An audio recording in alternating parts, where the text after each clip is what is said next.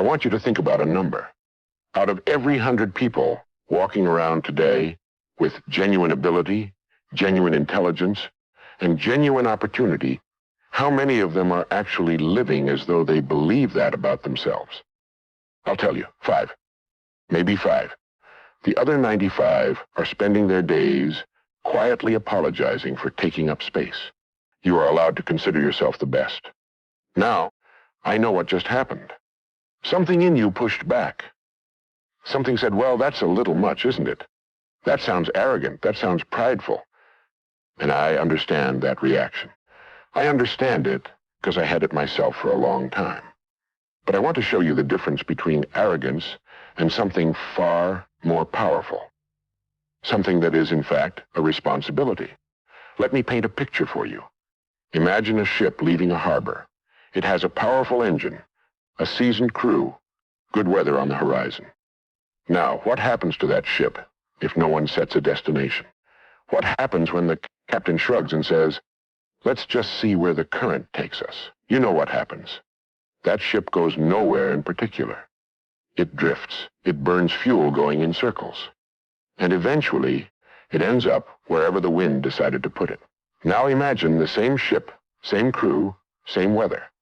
But this time, the captain stands at the helm with absolute certainty about where she is going. Every decision made aboard that ship, every course correction, every resource allocated, is made in the direction of that destination. That ship arrives. You are that ship. And the destination, the thing that determines everything, is the image you hold of yourself. Marcus Aurelius, the Roman emperor, who arguably carried more responsibility on his shoulders than any man of his age, wrote this in his private journal. A journal he never intended anyone to read. A man's life is what his thoughts make of it. He wasn't writing a speech. He wasn't trying to inspire a crowd. He was writing to himself at the end of a hard day, reminding himself of the most fundamental truth he knew. What you think about yourself. Not what you say to impress others, but what you genuinely believe in the silent places. That is what your life becomes. Not eventually. Now. It is becoming it right now. Ralph Waldo Emerson said it another way. He said, a man is what he thinks about all day long. Simple. Almost too simple. And yet, have you ever actually stopped and listened to what you think about all day long? Have you ever paid attention to the internal conversation running in the background of your life? Because here's what I've found. Most people, good people, capable people, people with real gifts and real potential, most people spend their inner life in a kind of low-grade apology. They are constantly, subtly, telling themselves they are a little less than, a little behind, a little not quite ready yet. And so that is precisely what they project to the world. And the world, being the efficient mirror that it is, reflects exactly that image back to them. Now think about that for a moment. Here is what I want to tell you about the 5%. I've spent a good portion of my life studying the men and women who rise to the top of their fields. Not just in business, but in every human endeavor. Athletes, physicians, artists, builders, teachers. And I want to tell you something that will perhaps surprise you. It is not always the most talented person who rises. It is not always the most educated. It is not always the one with the most advantages at the start. The person who rises is almost always the one who decided, at some point, quietly, without fanfare, that they were going to act as though they belonged at the top. They were going to carry themselves that way. Speak that way. Prepare that way. Show up that way. Long before any evidence said they should. William James, the great Harvard psychologist, put it this way. The greatest discovery of my generation is that human beings can alter their lives by altering their attitudes of mind. He called it the greatest discovery. Not a helpful tip. The greatest discovery. He understood something that most of us forget, that the attitude comes first. The results come second. I remember one time I was speaking with a man, a fellow who had built something remarkable from absolutely nothing. And I asked him how he had done it. What was the turning point? He thought about it for a moment, and then he said, "I stopped waiting for someone to tell me I was ready." That was it. He just stopped waiting. He made the decision internally that he was the person equal to the task. And then he went about proving himself right. George Bernard Shaw wrote something that has stayed with me for years. He said that people always blame their circumstances for what they are. The people who get on in this world, he said, are the people who get up and look for the circumstances they want. And if they can't find them, they make them. Now, some people hear that and think it means being pushy, being demanding, elbowing your way through. That is not what it means at all. What it means is this: you do not wait for the world to grant you permission to be excellent. You grant that permission to yourself. Today, quietly, firmly, without needing anyone else to agree. Think of it this way. Think of the farmer and his field. The farmer does not walk out to his field in spring and apologize to the soil.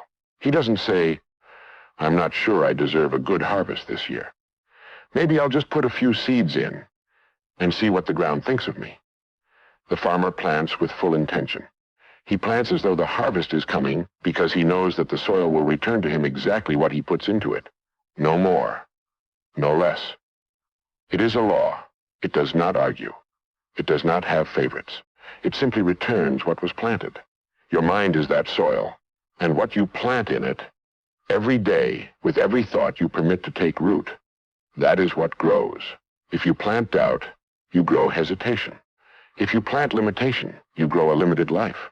But if you plant the firm, quiet, unshakable belief that you are a person of the highest quality, that no one does what you do quite the way you do it, then that is what grows. That is what people see when they encounter you. That is what the world responds to. There is a moment most of us have lived through, and very few of us talk about. It happens in the dark, usually. 3 a.m, maybe. Or sitting in the car in the driveway after a long day, not quite ready to go inside. It is that hollow, cold sensation that settles into the chest when you look honestly at your life and ask the question you have been avoiding. What if I am not enough? What if I have been pretending all along? What if the people around me, the ones who seem so confident, so certain, so completely at home in their own skin, what if they know something about themselves that I do not know about me? It presses down. It narrows the room. And the most painful part, the part that makes it so hard to shake, is that it arrives not with a shout, but with a whisper, in the silence, in the gap between who you sense you could be and who you have so far allowed yourself to become. That gap. Most people spend their entire lives trying not to look directly at it. And so, naturally, they pause.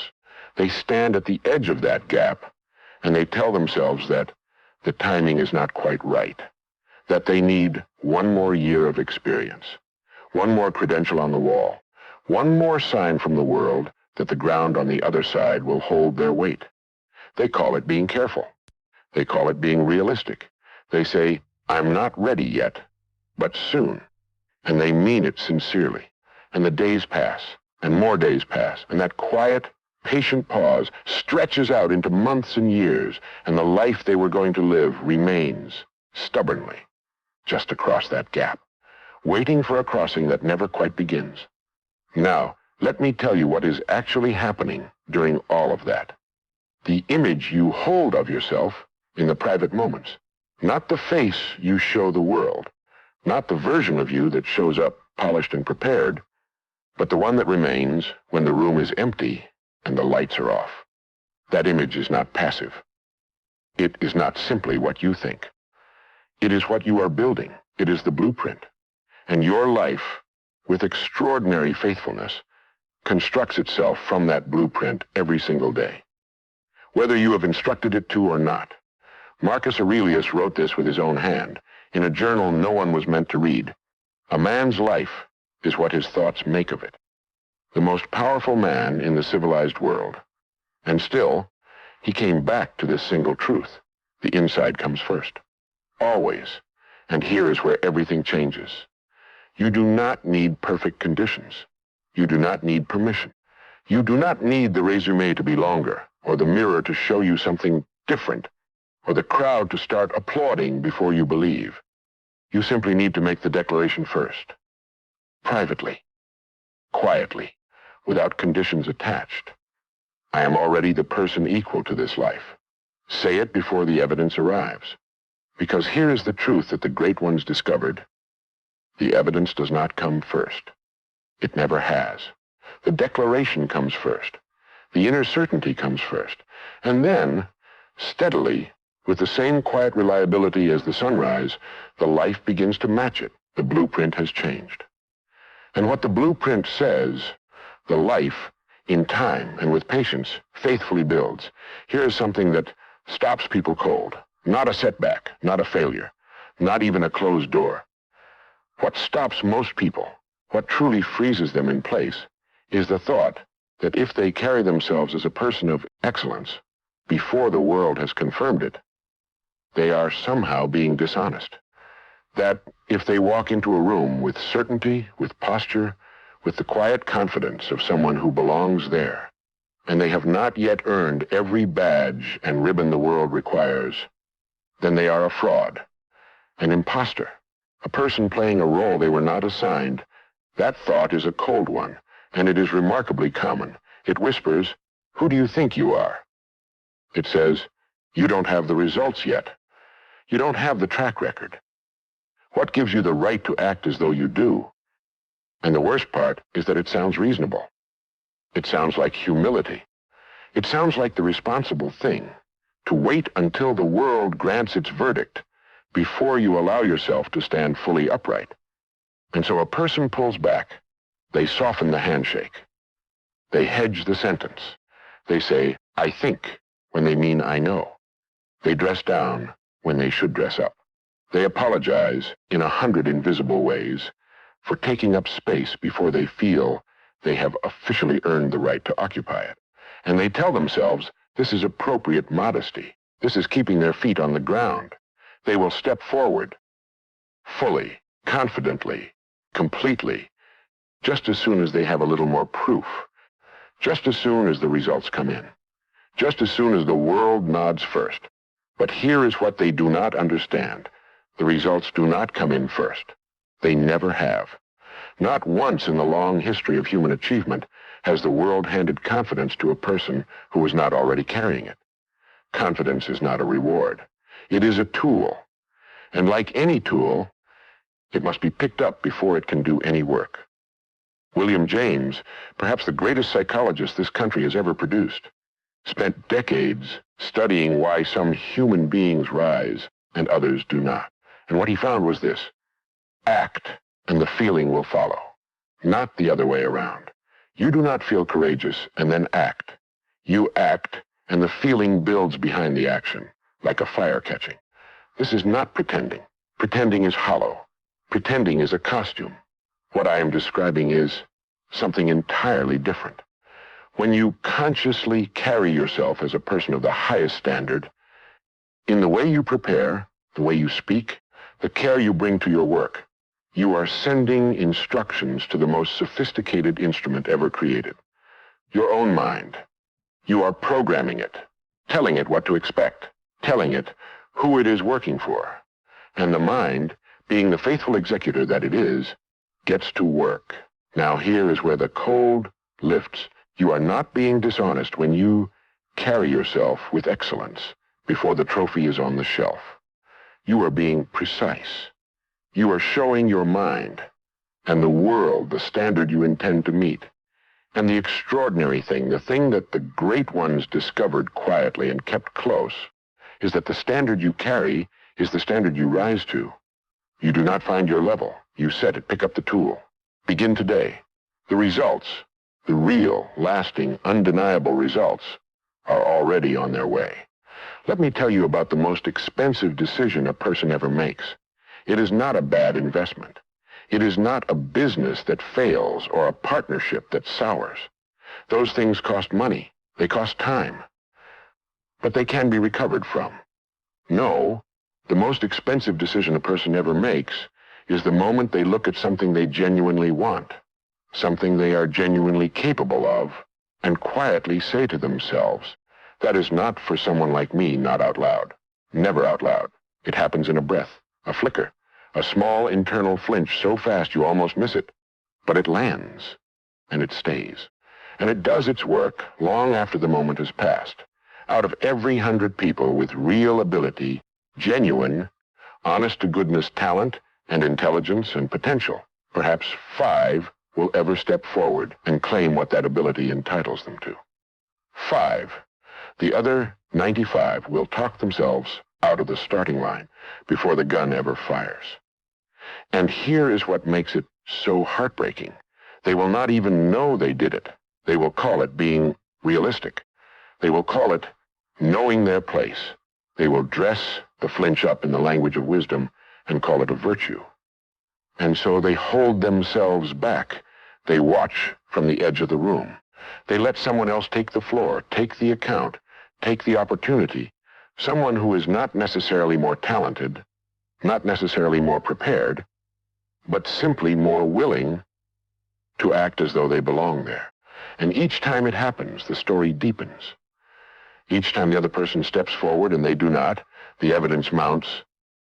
Not real evidence, mind you, but the kind the mind manufactures, that this is simply how things are, that some people are built for the front of the room and some are built for the back.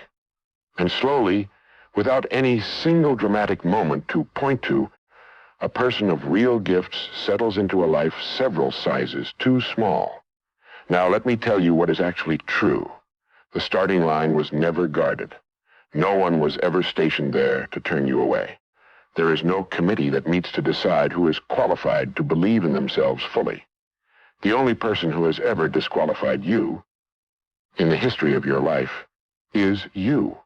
And you did it not with certainty, but with a question. A whispered, half-believed question that was never answered because it was never really asked out loud. Emerson understood this. He wrote that what lies behind us and what lies before us are tiny matters compared to what lies within us. Within. Not in the credential. Not in the approval. Within. Here is the permission you have been waiting for, though you never actually needed it. You were qualified the moment you were willing. The race was never closed to you. The door that felt locked was, in truth, simply the one you had not yet chosen to open. And doors, as it turns out, respond remarkably well to a person who approaches them as though they were always meant to walk through. The starting line is right where you are standing. It always was. There is something that happens in the space between two people that most of us never examine. It takes place before a single word is spoken. Before the handshake, before the introduction, before the first sentence leaves your mouth. In the few seconds it takes for one human being to register another, an enormous amount of information is exchanged, and almost none of it is spoken. It is felt. It is read. It is received the way a radio tower receives a signal, instantly, automatically, without effort or intention. And here is what unsettles people when they first truly understand this. You are broadcasting right now. Every room you enter, every person you meet, every conversation you begin, you are sending out a signal. And that signal is not saying what you wish it were saying. It is not carrying the polished version of you that you rehearsed in the mirror. It is carrying something far more honest than that. It is carrying what you actually believe about yourself, your own estimation of your worth, your own private verdict on whether you belong in the room, whether you deserve to be heard, whether the world ought to take you seriously. And people receive it, every time, with startling accuracy. So a person who doubts their own value walks into an opportunity and wonders, afterward, always afterward, why it did not go the way they hoped, why the other person seemed distracted, why the conversation never quite lifted off, why the door that seemed open somehow closed without anyone appearing to close it. And they look for reasons in the wrong places. They examine their resume, their wardrobe, their timing. They adjust everything on the outside, and the signal they are broadcasting does not change at all. because the signal does not come from the outside. It never did. It comes from the verdict you have already rendered on yourself, in private, long before you walk through that door. Now here is what I want you to understand about that signal. It is not fixed. It is not a permanent frequency you were born with and are powerless to adjust. William James, who understood the human mind as well as any man who ever lived, spent years documenting what happens when a person genuinely shifts their inner estimation of themselves. Not their words, not their performance, their actual private belief.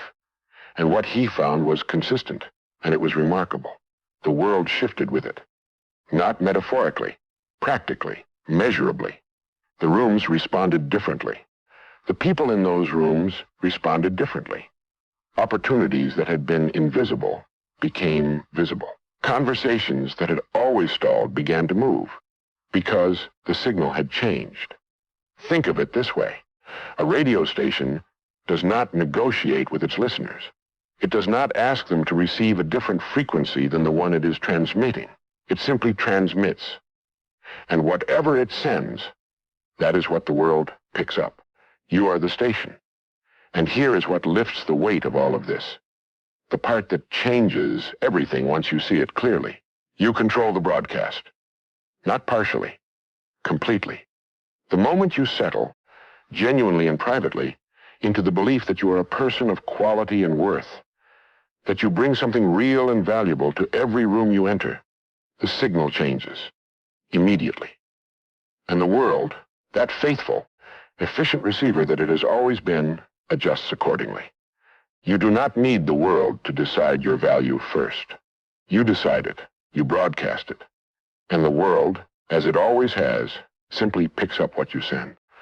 Change the signal. The rest follows. There is a habit so common, so deeply woven into the fabric of daily life, that most people never once question whether it is helping them or quietly destroying them. It begins innocently enough. You look at someone in your field, someone at the level you aspire to reach, and you measure yourself against them. Their accomplishments against yours. Their position against yours. Their apparent ease against your very real struggle. And in that single moment of comparison, something happens that you may not notice right away. Something shifts. The person you were measuring has now become, without any ceremony or announcement, the ceiling of your ambition. You have, without meaning to, capped yourself at their level. You are no longer asking what you are capable of. You are asking whether you can match what they have already done. And that is a fundamentally smaller question. Now the measuring becomes a kind of vigil, a daily ritual you did not choose, but cannot seem to stop. You watch what they do. You track how they are received. You calibrate your own sense of progress against their position. And on the days when they seem further ahead, which is most days, because you are watching them at their best while living yourself at your most ordinary. On those days, something inside you quietly contracts, not dramatically, not with tears or crisis, just a small, almost imperceptible drawing inward, a slight dimming of the thing that drives you, and you call it motivation. You tell yourself that watching the best will make you better, that this is how standards are raised. But the results, if you are willing to look at them honestly, tell a different story, because you are not becoming more. You are becoming a sophisticated copy of someone else's ceiling. And you were never designed to live inside someone else's ceiling. Here is what the great ones discovered. And kept quietly to themselves, they stopped looking sideways. At some point, each of them made a turn so subtle that the people around them barely noticed. They stopped asking, how do I compare to him? And started asking, how do I compare to who I was yesterday? That is not a small shift. That is the shift. Because the moment you stop measuring yourself against another person, you have removed the ceiling entirely. There is no longer a fixed point above you that defines the upper limit of your reaching. There is only the horizon. And the horizon, as you may have noticed, has the remarkable quality of always moving further out the closer you get to it. Marcus Aurelius never once concerned himself with how he compared to the emperors who came before him. He asked each day whether he had been equal to his own standard, his own. That is why, 2,000 years later, we are still reading his private notes. And here is where it all becomes, at last, very simple. You are not in a race with anyone walking beside you. You never were. The only contest that has ever mattered, the only one with real stakes, real meaning, real rewards, is the one between who you are today and who you are capable of becoming. That contest has no other entrance. No one else can run it for you. No one else can slow you down in it, and no one else sets the finish line. You do stop measuring, start becoming. The ceiling you were so concerned with was never above you. It was only ever in your mind. Now, I want to be clear about something, because I think this is important. Acting as though you are the best does not mean diminishing anyone else. It does not mean walking into a room and announcing your superiority. The truly great ones never do that. In fact, the ones who most loudly proclaim their greatness are usually the ones most unsure of it. Acting as though you are the best means this: you hold yourself to a standard, a personal standard that has nothing to do with what anyone else is doing. You stop comparing yourself to others, because the moment you use another person as your measuring stick, you have made their ceiling your destination. And you were not made to live inside someone else's ceiling. You compete with yourself. You ask every morning, am I a little better than I was yesterday? And then you go about the work of making that true. That is what the great ones do. That is what they have always done. Here is the key. The shift I'm describing is not complicated. It does not require any special knowledge or any extraordinary talent. It requires a decision, a single, clear, unhurried decision that you are going to carry yourself as a person of quality. In your work, whatever that work is. In your relationships. In the standards you set for your own behavior. In the way you walk into a room, sit down at a table, speak to the person in front of you. You decide that you are the best version of yourself. Right now, today. Not when you lose the weight. Not when you get the promotion. Not when the kids are grown, or the house is paid off, or the market turns around now. As you are, with what you have, in the life you are currently living. And here is what I promise you will happen. Not all at once, this is not a magic trick. But steadily, the way a ship gradually arrives at its destination, things will begin to align. Opportunities will appear that weren't visible before. People will respond to you differently, and perhaps most importantly, you will find that the gap between who you are performing to be and who you actually are grows smaller and smaller, until one day there is no gap at all. That is the moment. That is what all of this is moving toward. Now, I want to give you a challenge. Not a big dramatic overhaul of your life. Just a small thing. A 30-day thing.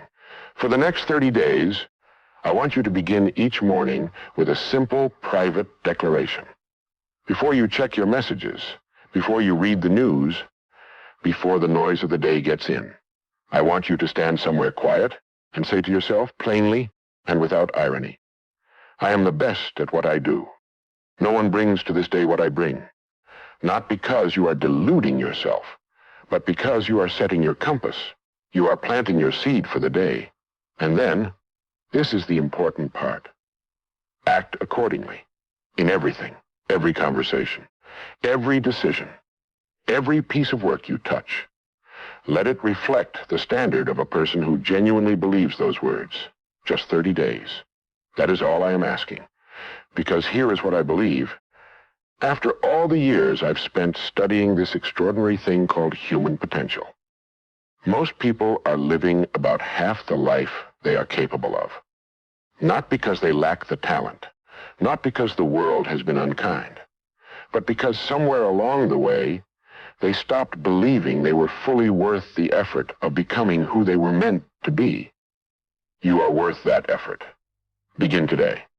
Quietly, firmly, Without asking anyone's permission, the world has been waiting for the best version of you, and so I think, have you.